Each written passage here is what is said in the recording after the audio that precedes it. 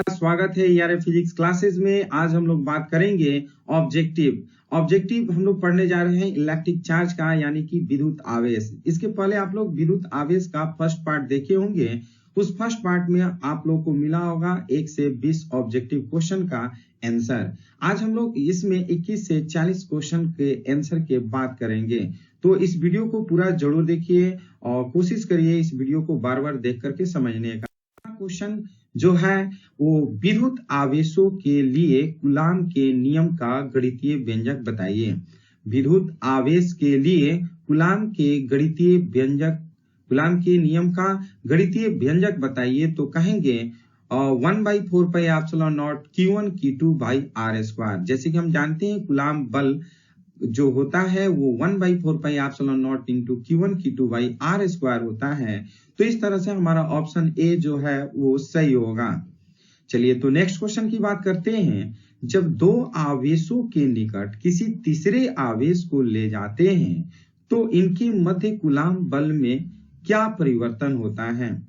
जब दो आवेशों के निकट किसी तीसरे आवेश को ले जाते हैं तो इनके मध्य कूलाम बल में क्या परिवर्तन होता है। तो कहेंगे कोई परिवर्तन नहीं होता है, क्योंकि जो विद्युत बल होता है वो किन्हीं दो आवेशों के बीच लगता है। अगर तीसरा हो या चौथा आवेश उसके आसपास आ भी जाए तो उन दोनों आवेशों के बीच में तीसरा चौथा आवेश कोई परिवर्तन नहीं करता है। तो इस तरह से हम ऑप्शन ए कहेंगे कि कोई परिवर्तन नहीं होता है।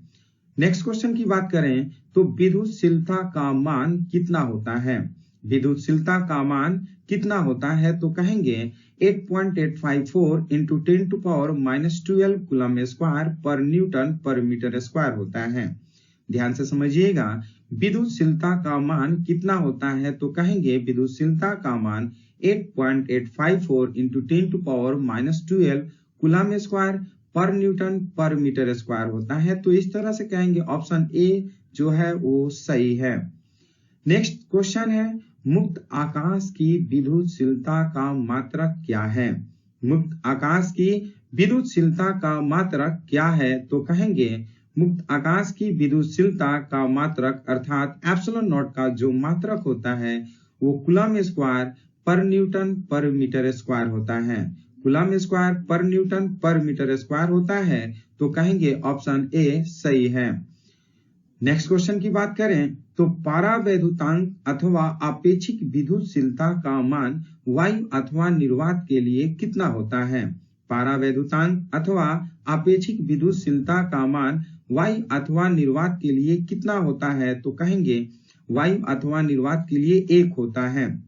याद रखिएगा, पारावैद्युतांक का मान वायु अथवा निर्वात के लिए 1 होता है। तो ऑप्शन ए हमारा ऑप्शन बी जो है 1 वो सही है। नेक्स्ट क्वेश्चन की बात करें, पारावैद्युतांक अथवा आपेक्षिक विद्युतशीलता का मान अन्य माध्यमों के लिए कितना होता है। पारावैद्युतांक अथवा अपेक्षिक विद्युतशीलता का मान अन्य माध्यमों के लिए कितना होता है। तो कहेंगे अन्य माध्यम के लिए 1 से अधिक होता है। अन्य माध्यम के लिए 1 से अधिक होता है। तो कहेंगे ऑप्शन बी सही है। नेक्स्ट क्वेश्चन की बात करें तो पारावैद्युतांक अथवा आपेक्षिक विद्युतशीलता का मान जल के लिए कितना होता है। पारावैद्युतांक अथवा आपेक्षिक विद्युतशीलता का मान जल के लिए कितना होता है। तो कहेंगे जल के लिए 80 होता है, यानी कि ऑप्शन बी हमारा सही होगा। अब हम लोग बात करते हैं नेक्स्ट क्वेश्चन में है, पारावैद्युतांक अथवा आपेक्षिक विद्युतशीलता का मान धातुओं के लिए कितना होता है। पारावैद्युतांक अथवा आपेक्षिक विद्युतशीलता का मान धातुओं के लिए कितना होता है। तो कहेंगे धातुओं के लिए अनंत होता है। तो ऑप्शन सी हमारा सही होगा। चलिए नेक्स्ट क्वेश्चन की बात करें, 1/4πε0 का मान कितना होता है।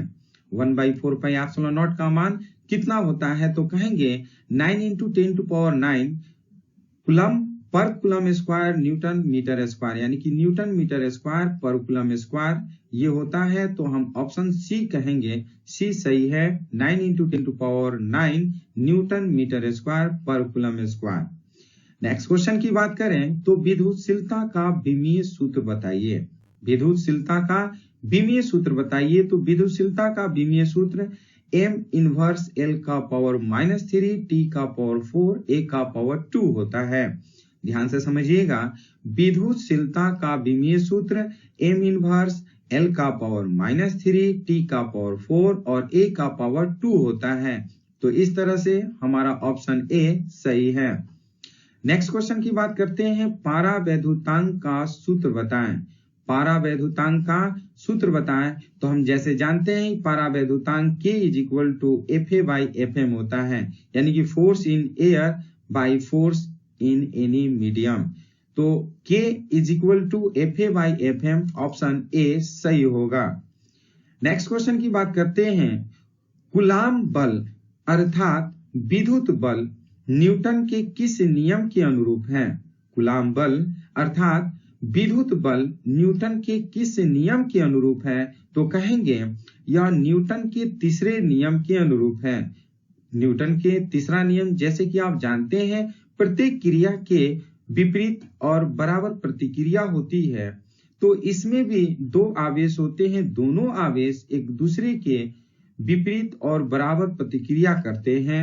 तो इस तरह से हम कहेंगे कि जो कूलाम्ब बल होता है अर्थात जो विद्युत बल होता है वो न्यूटन के तीसरे नियम के अनुरूप है, अर्थात ये ऑप्शन सी सही होगा।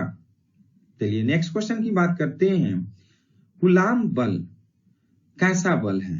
कूलाम्ब बल कैसा बल है? तो यहाँ पे ऑप्शन देखेंगे कि केंद्रीय बल, विद्युत बल, और सी में देख रहे हैं कि केंद्रीय बल और विद्युत बल दोनों है। तो जैसे कि आप जानते हैं कूलाम्ब बल एक केंद्रीय बल भी है और विद्युत बल भी है। तो इस तरह से यहाँ पर ऑप्शन में सी हम लगाएंगे, सी को सही कहेंगे, केंद्रीय बल कहते हैं। नेक्स्ट क्वेश्चन है, यदि किसी माध्यम का पारावैद्युतांक 1 हो तो उसकी विद्युतशीलता कितनी होगी? यदि किसी माध्यम का पारावैद्युतांक 1 हो तो उसकी विद्युतशीलता कितनी होगी? तो हम जैसे कि जानते हैं पारावैद्युतांक का मान जो होता है 8.85 इंटू 10⁻⁻12 कूलम स्क्वायर पर न्यूटन पर मीटर स्क्वायर है।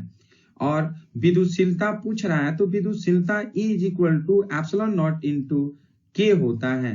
तो K का जगह पर 1 रखते हैं और एप्सिलॉन नॉट का वैल्यू जो होता है 8.85 इंटू 10⁻12 कूलम स्क्वायर पर न्यूटन पर मीटर स्क्वायर रखते हैं और कैलकुलेशन करते हैं तो आएगा उतना ही वैल्यू 8.85 इंटू 10⁻12 कूलम स्क्वायर पर न्यूटन पर मीटर स्क्वायर। तो इस तरह से ऑप्शन ए सही होगा। चलिए नेक्स्ट क्वेश्चन की बात करते हैं, स्थिर विद्युत आवेश होता है। स्थिर विद्युत आवेश होता है, कैसा होता है? तो ऑप्शन में हम देखेंगे कि संरक्षित दिया है तो हम ऑप्शन ए सही करेंगे, संरक्षित होता है, क्योंकि हम जानते हैं विद्युत आवेश को तो न तो उत्पन्न कर सकते हैं और न ही नष्ट कर सकते हैं, इसको एक रूप से दूसरे रूप में परिवर्तित करते हैं, इसलिए ये हमेशा संरक्षित रहता है। तो हम कहेंगे ऑप्शन ए जो है वो सही है। तो अब नेक्स्ट क्वेश्चन की बात करेंगे, साबुन के एक बुलबुले को जब आवेशित किया जाता है तो उसकी त्रिज्या कैसी होती है? तो जैसे कि हम जानते हैं कि साबुन का बुलबुला जो होता है जब आवेश होगा तो उसमें क्या होता है कि उसकी त्रिज्या जो होगी बढ़ती है, क्योंकि उसमें अगर नेगेटिव है तो नेगेटिव लेगा तो उस कंडीशन में बढ़ेगा, पॉजिटिव है तो पॉजिटिव कंडीशन में भी क्या होगा वो देगा तो उस कंडीशन में भी त्रिज्या बढ़ेगी। तो इस तरह से हम ऑप्शन ए जो है वो सही कहेंगे, क्योंकि त्रिज्या बढ़ती है। यदि साबुन के बुलबुले को आवेशित करते हैं तो उसकी त्रिज्या बढ़ जाएगी, उस पे आवेश की मात्रा आ जाती है जिसकी वजह से उसकी त्रिज्या बढ़ जाती है। तो ऑप्शन ए सही होगा। नेक्स्ट क्वेश्चन की बात करते हैं, निम्नलिखित में किसका अस्तित्व संभव नहीं है? निम्नलिखित में किसका अस्तित्व संभव नहीं है? जैसे कि हम जानते हैं कि जो मूल आवेश होता है वो प्लस माइनस 1.6 गुणे 10 का पावर -19 होता है और किसी भी वस्तु पर जो आवेश होता है वो क्वांटमीकरण के रूप में होता है, यानी कि संख्या के पूर्ण गुणज के रूप में होता है। तो संख्या के पूर्ण गुणज के रूप में तो पहला ऑप्शन में दिया हुआ है तो हम कहेंगे ये तो होता है। सेकेंड क्वेश्चन में देखते हैं कि अगर हम संख्या को मूल आवेश को अगर 1 से गुणा करेंगे तो पहला वाला ऑप्शन मिल गया, 2 से गुणा करेंगे तो 2 से गुणा करेंगे तो ये हमारे बी ऑप्शन में नहीं आ रहा है। अगर 4 से गुणा करते हैं तो सी ऑप्शन मिल रहा है, 2 से गुणा कर रहे हैं तो डी ऑप्शन मिल रहा है। इस कंडीशन में हम बी को करेंगे नहीं है, ये अस्तित्व संभव नहीं है, क्योंकि 2.4 इंटू 10⁻⁻19 जो कूलम है यह जो मूल आवेश का ये पूर्ण गुणज के रूप में नहीं है, इसलिए इतना आवेश किसी वस्तु पर संभव नहीं है। तो ऑप्शन बी हम करेक्ट करेंगे। नेक्स्ट क्वेश्चन की बात करें तो विद्युत आवेशों के बीच बल का नियम दिया जाता है निम्नलिखित नाम से। तो आप जैसे जानते हैं कि विद्युत आवेश के बीच जो बल का नियम दिया गया है वो कूलम के द्वारा दिया गया। कूलम नामक वैज्ञानिक ने दिया था, जिसका पूरा नाम चार्ल्स अगस्टिन कूलम थे।